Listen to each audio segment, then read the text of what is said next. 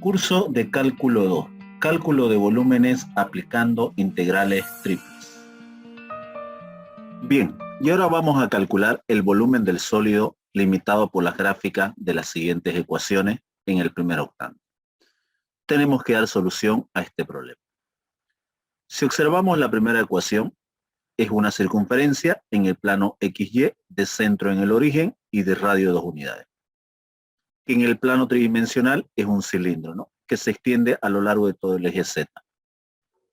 Cuando observamos la segunda ecuación, es una recta que está en el plano YZ y que se extiende a lo largo del eje X para conformar justamente un plano. Al observar las siguientes ecuaciones, X igual 0, Y igual 0 y Z igual 0, sabemos que estos son planos. X igual 0 es un plano en el plano YZ, Y igual 0 es un plano en el plano XZ, y Z igual 0 es un plano justamente en el plano XY, ¿no? Para visualizar estas ecuaciones, vamos a utilizar en este caso un graficador, el GeoGebra. Vamos entonces al GeoGebra. Y ahora estamos en el GeoGebra. Vamos a graficar primero la circunferencia, que está en el plano XY. Este es el eje X, el eje Y, centrado en el origen y de radio 2 unidades. Que viene a ser la curva generatriz para el cilindro. Es decir, ese cilindro se extiende a lo largo de todo el eje Z hacia más infinito y hacia menos infinito. Y ahora vamos a trazar justamente el plano, en este caso Z igual a 3 menos 2 tercios de Y, que cuando nosotros observamos justamente al plano YZ, observamos que es una recta que corta a 3 unidades del eje Z, 1, 2, 3 unidades, y la pendiente es menos 2 tercios, ¿no? Es decir, avanza 3 unidades en dirección de Y y 2 unidades hacia abajo en dirección de Z, ¿no?, que se extiende a lo largo de todo el eje X para conformar justamente este plano oblicuo, ¿no? Y ahora vamos a trazar los otros planos. Z igual 0 es el plano que está en el plano XY. Y igual 0 es el plano que está en el plano XZ. X igual 0 es el plano que está en el plano YZ. Y entonces nosotros podemos ver ahí que se está conformando un sólido que está limitado justamente por todas estas gráficas en el primer octante, cuya parte superior sería la del plano inclinado y cuya parte inferior sería el plano Z igual 0, y estaría limitado alrededor por el plano Y igual 0 y el plano X igual a 0, y también por el cilindro, ¿no? Justamente esa parte curvilínea lo daría el cilindro, ¿no? Tenemos que armar justamente las trazas, es decir, las intersecciones con todas las gráficas. Vamos a realizar ese procedimiento. Ahí vemos justamente las intersecciones en el piso, ¿no? Justamente es la cuarta parte de una circunferencia. Y ahora vamos a armar justamente las partes laterales, ¿no? Ahí tenemos, por ejemplo, la parte lateral que está conformado en el plano XZ, que justamente viene a ser un rectángulo, y la parte lateral que está conformado en el plano YZ, que justamente viene a ser un trapecio, ¿no? La parte del techo justamente es esta parte curvilínea de acá, es decir, la intersección entre el plano oblicuo y el cilindro, ¿no? Y ahí tenemos nosotros el sólido que se está formando por las limitaciones de la gráfica, ¿no? Vamos a colorear, en este caso vamos a pintar justamente las partes laterales y el piso, ¿no? Y ahora vamos a sombrear la parte curvilínea, en este caso la del cilindro, y ahora la parte del techo, la parte superior del plano, y justamente ahí nosotros tenemos, ¿no?, el sólido, ¿no? Vamos a retirar justamente todos los planos y también vamos a retirar el cilindro para poder observar bien el sólido que se ha formado, ¿no? Este es el sólido que se ha formado por las limitaciones de las gráficas, ¿no?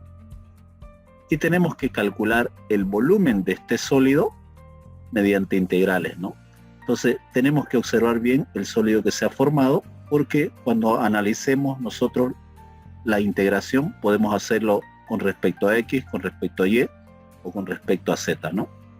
Y ahora tenemos que volver nuevamente a la presentación justamente para calcular el volumen de este sólido. Ahora estamos nuevamente en la presentación. Vamos a traer el sólido que hemos conformado en el graficador.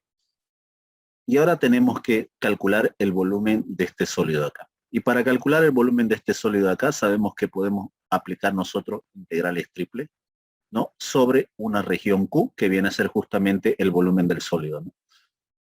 Y entonces, al analizar la primera integral que tenemos que realizar, ya sea con respecto a X, con respecto a Y o con respecto a Z, por ejemplo, cuando analizamos en dirección del eje X, tenemos que ir de superficie a superficie. La superficie de entrada justamente es este trapecio rectangular que está sobre el plano YZ, ¿no? Y la superficie de salida sería la parte curvilínea, la parte del cilindro. Entonces nosotros observamos que cuando podemos integrar en dirección de X va justamente de superficie a superficie, ¿no? Y cuando analizamos en dirección del eje Y, tenemos que ir también de superficie a superficie. Observamos que la superficie de entrada es este rectángulo y la superficie de salida es este cilindro, ¿no? Pero hasta este punto de acá, ¿no? Hasta este vértice de acá. Porque por encima de este punto, la superficie de entrada sigue siendo el plano rectangular, el plano que está en XZ, y la superficie de salida sería este plano inclinado.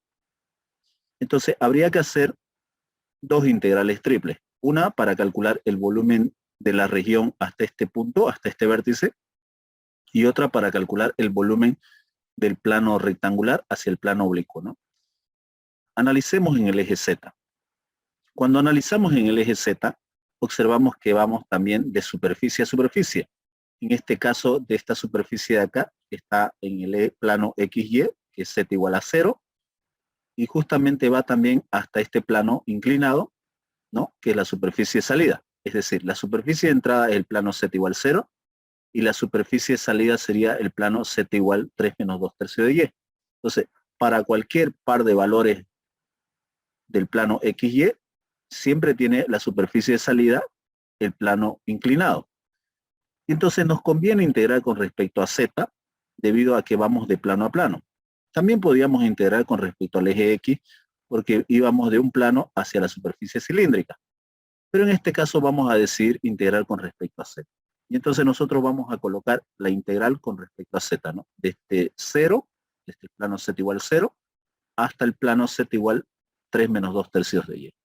¿Qué nos está indicando esta integral? Nos está indicando que va a empezar a sumar todas las variaciones de la altura, ¿no?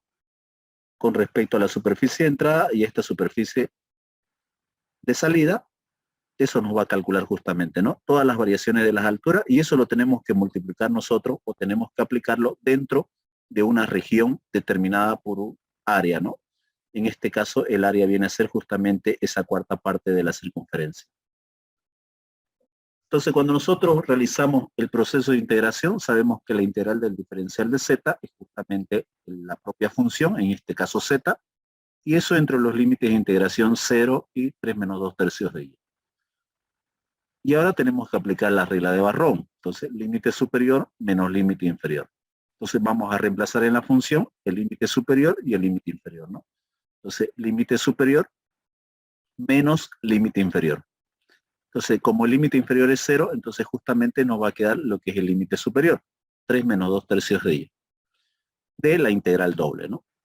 Entonces, en este punto, la integral doble de esta superficie coincide justamente con el volumen de la integral triple. Es decir, cuando nosotros tenemos como base el plano z igual 0 y queremos calcular el volumen mediante una integral triple, también lo podemos hacer mediante una integral doble, ¿no? Porque justamente esta función de acá es la función de salida, es decir, la superficie superior, ¿no? El techo de este sólido de acá. Y eso multiplicado por el área infinitésima nos va a dar justamente un volumen infinitésimo, ¿no? Y entonces al realizar el proceso de integración nosotros vamos a tener el volumen finito. Sabemos que para calcular una integral doble nosotros podemos hacerlo mediante coordenadas cartesianas o podemos hacerlo mediante coordenadas polares. Vamos a plantear una integral en coordenadas cartesianas. Y entonces cuando planteamos en coordenadas cartesianas tenemos que saber justamente cuál es esa área de la base, ¿no? Y el área de la base justamente es la cuarta parte de esta circunferencia, ¿no? Esta es la región de la base.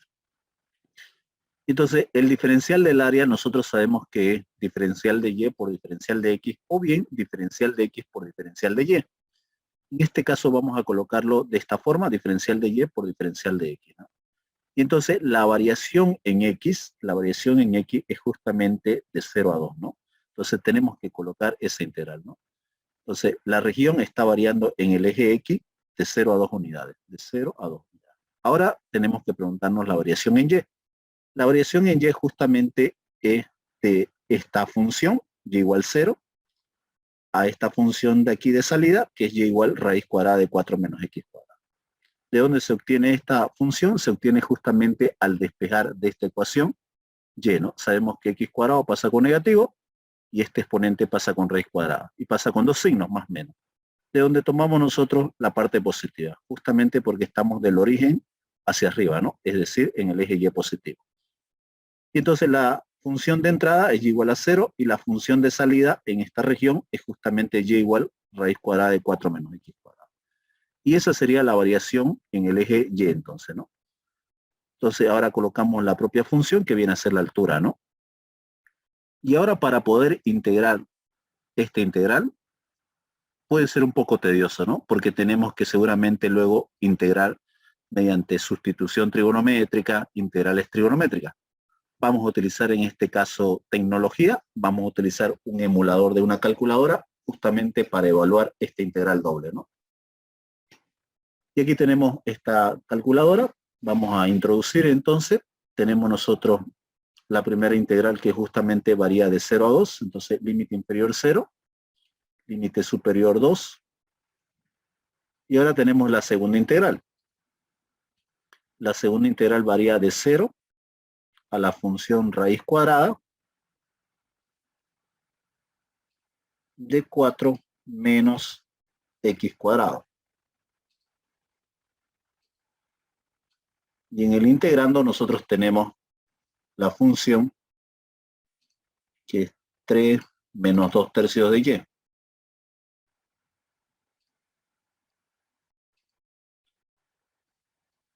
Entonces vamos a integrar primero con respecto a y luego vamos a integrar con respecto a x.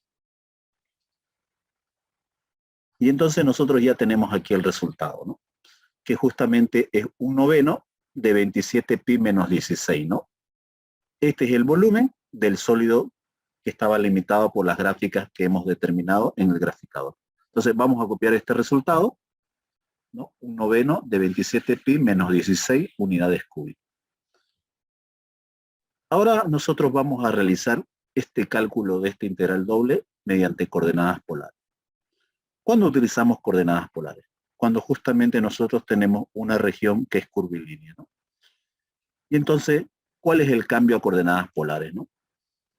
Cuando nosotros hagamos en coordenadas polares, tenemos que tener una función en el radio polar y en el ángulo, ¿no? Y justamente el diferencial del área infinitésimo ahora es r por d de r por d de θ, que viene a ser justamente el área de un infinitésimo sector circular. Recordemos nosotros que este radio de acá sabemos que es el jacobiano, y el jacobiano no es más que el determinante de las derivadas parciales, que justamente viene a ser un factor de corrección para tener el área de un sector circular equivalente al área en coordenadas rectangular. Y aquí están los cambios de variables para x y para y. Y entonces nosotros tenemos que saber cuál es la variación radial y cuál es la variación angular para colocar en coordenadas. Entonces nos vamos a la región.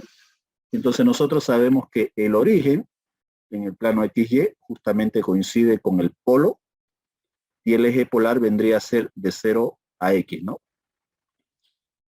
La variación radial sería entonces del origen hacia esta superficie de salida, que viene a ser el radio, que justamente es 2 unidades, ¿no? Entonces la variación radial es de 0 a 2. Ahora, la variación angular dentro de esta región justamente es desde 0 radianes a pi medio, ¿no? Entonces, en toda la región, la variación angular es desde 0 a pi medio, ¿no? Entonces, esos son nuestros límites de integración. Entonces, nosotros vamos a colocar de la siguiente manera. R por d de r diferencial de θ Entonces, diferencial de θ, es decir, la variación angular va a ser de 0 a pi medio, porque barre a toda esa región. Ahora, con respecto a R, la variación radial va a ser de 0 a 2 unidades, ¿no? Justamente la región, como coincide con el polo, y al ser la cuarta parte de una circunferencia centrada en el origen, en el plano XY, es que en este caso el radio polar coincide con el radio de la circunferencia. Entonces, la variación radial es de 0 a 2 unidades siempre. Y ahora, la función tenemos que cambiar a coordenadas polares. Sabemos que Y es equivalente a decir R por seno de θ. Entonces, nosotros sustituimos R por seno de θ. Y tenemos que realizar el proceso de integración. Primero tenemos que integrar con respecto a R. Para eso, este radio tenemos que multiplicar con cada uno de los términos. Y entonces nosotros tenemos lo siguiente. 3 por R, 2/3 de R cuadrado sería ahora por seno de θ, ¿no? Diferencial de R, diferencial de θ. Vamos a borrar esto para que tengamos espacio y poder realizar los cálculos respectivos. Cuando nosotros integramos 3R con respecto a R, sabemos que la constante se mantiene y la integral de R justamente es R cuadrado sobre 2. Cuando nosotros integramos este segundo término con respecto a R, sabemos que 2/3 y seno de θ son constantes y entonces tenemos que integrar R cuadrado, que justamente es R cubo sobre 3, ¿no? Se mantiene 2/3 y se mantiene seno de θ. Y esto entre los límites de integración de 0 a 2, ¿no? Y ahora tenemos que aplicar nuevamente la regla de Barrow, ¿no? Límite superior, reemplazar 2 unidades en el radio polar. Límite inferior, 0, reemplazar en el radio polar. Entonces, cuando sustituimos, tenemos lo siguiente, ¿no? 2 al cuadrado y 2 al cubo, ¿no? Cuando reemplazamos 0, nosotros sabemos que aquí se hace justamente este término 0, este término también se hace 0, entonces nos va a quedar justamente el reemplazo con el límite superior.